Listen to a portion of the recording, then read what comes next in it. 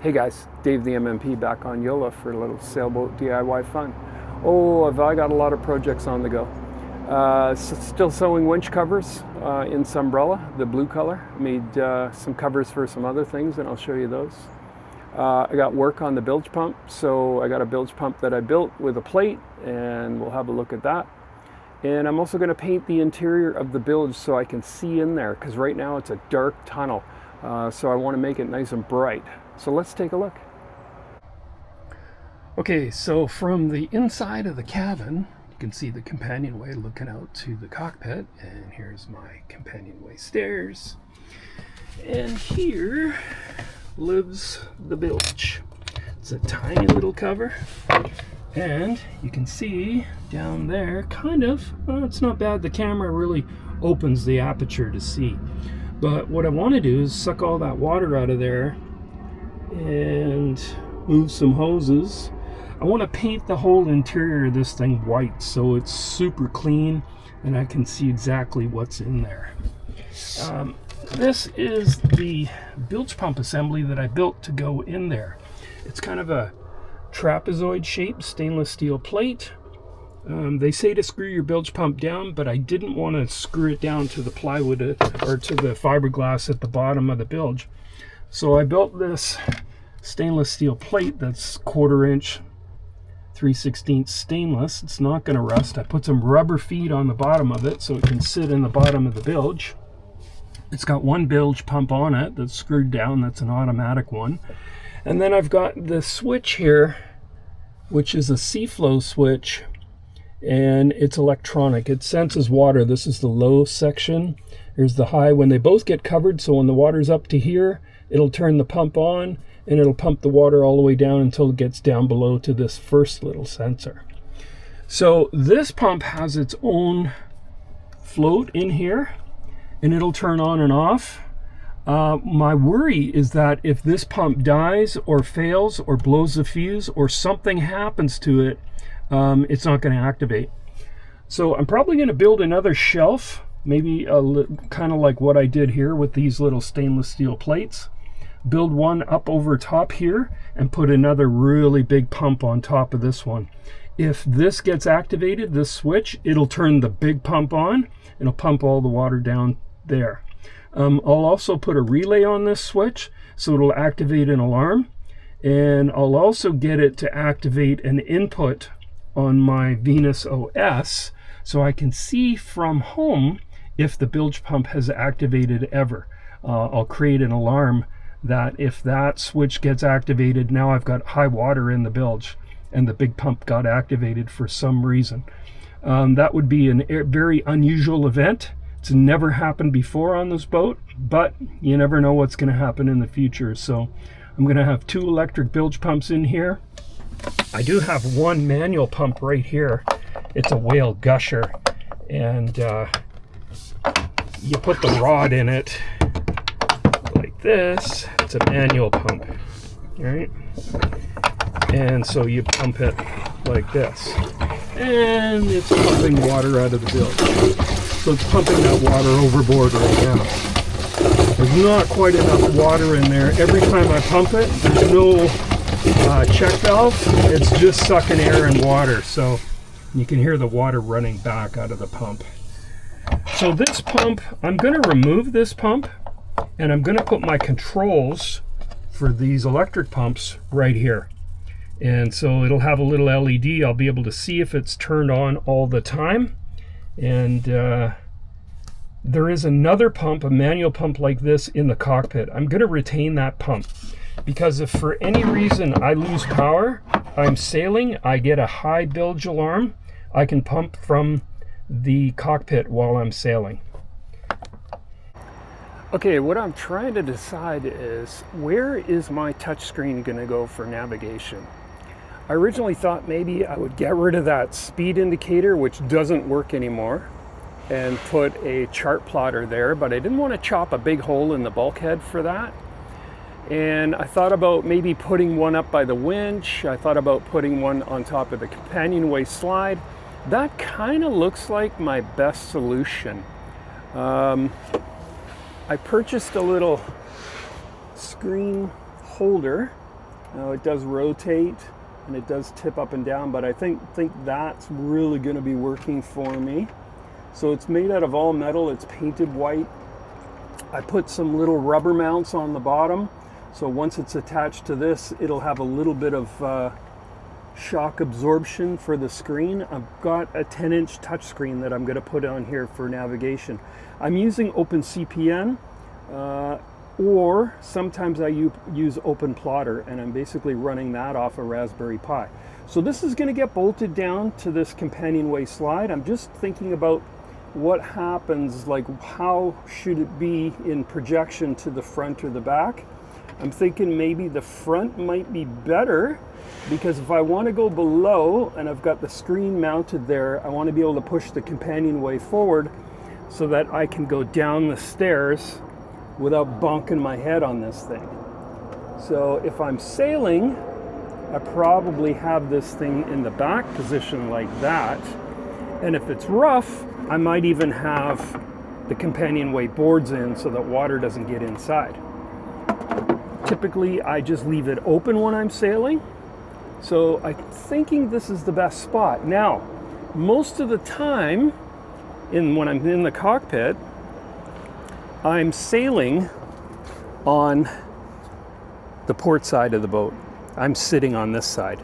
Now, the reason for that is I have an autopilot that attaches to my tiller. So my tiller typically will be in the middle, and I have an autopilot ram that seats in here, and it runs across like a tiller pilot, and it sits on the tiller. So typically, I'm always sitting on the left side of the boat, which is the port side of the boat.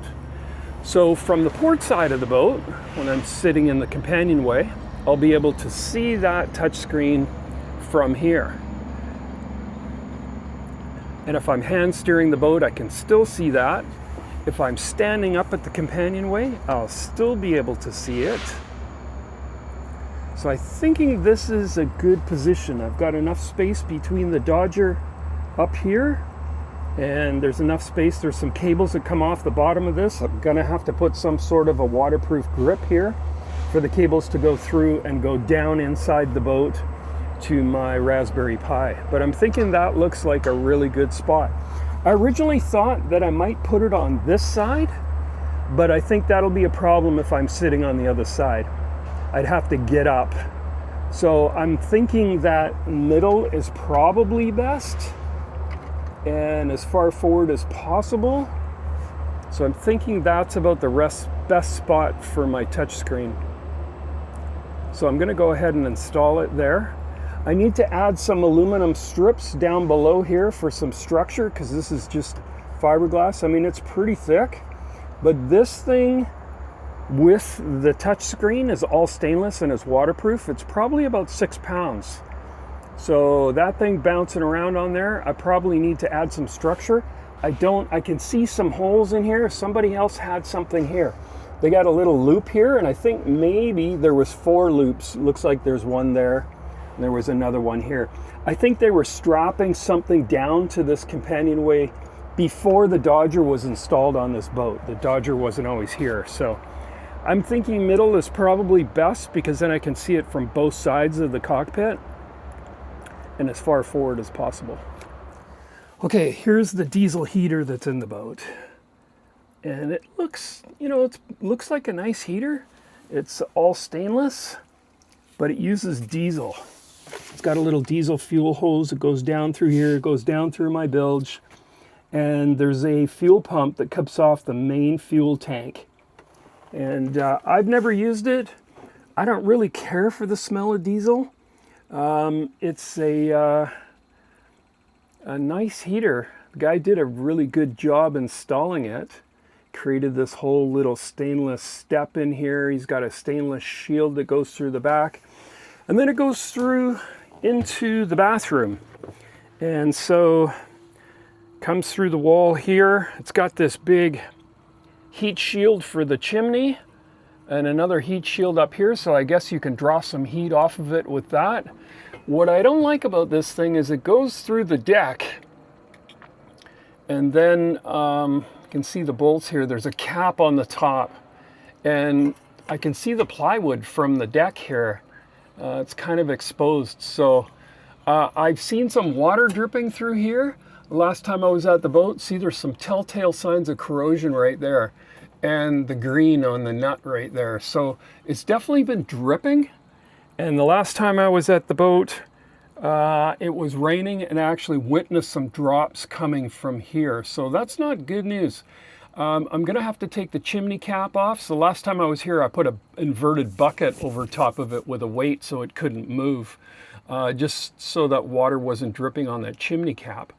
And then I think I'm gonna get rid of all of this because I have no plans on using this heater, and I keep bumping into this chimney and this guard here.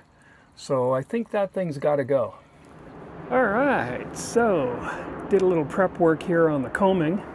And this is what I'm talking about, the teak on the combing. So this is kind of like your backrest along the combing. It also stops the water. So if the water starts breaking over the deck, it keeps the cockpit dry. You can see there's a bit of a channel here. There's a drain hole there.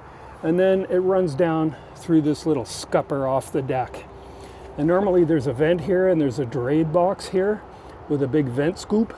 So I took that off so that I could varnish the backside, because that thing hasn't been done in quite a while. So I'm gonna sand all this down, give it another coat of varnish, probably about 5 or 10 coats of varnish. I did the other side. The other side is a lot better than this side. I did the other side last year. There's one little part that I need to do there, but it's nowhere near like this. Full thickness of varnish has come off here, so I think maybe this didn't bond correctly, or kind of got cracked and the weather got in there, something happened to it. So I'm going to sand all that down. I'll have to take this hardware off. This little hardware from my main traveler come off, and sand this all down and put a few coats of varnish on. It's about 80-85 degrees today, so it should be really good for varnishing.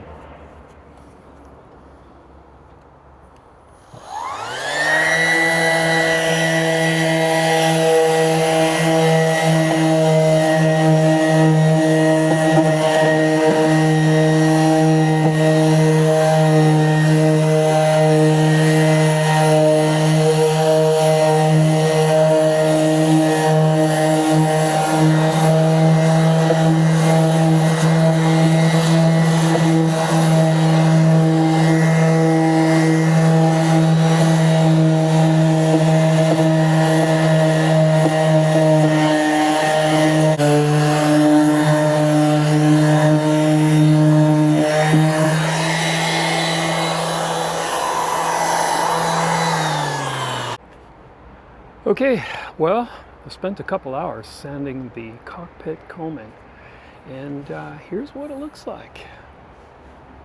It's pretty sweet looking. I do have a bit of a black seam here that I can't seem to get rid of. I think there's a little bit of damage there on the teak.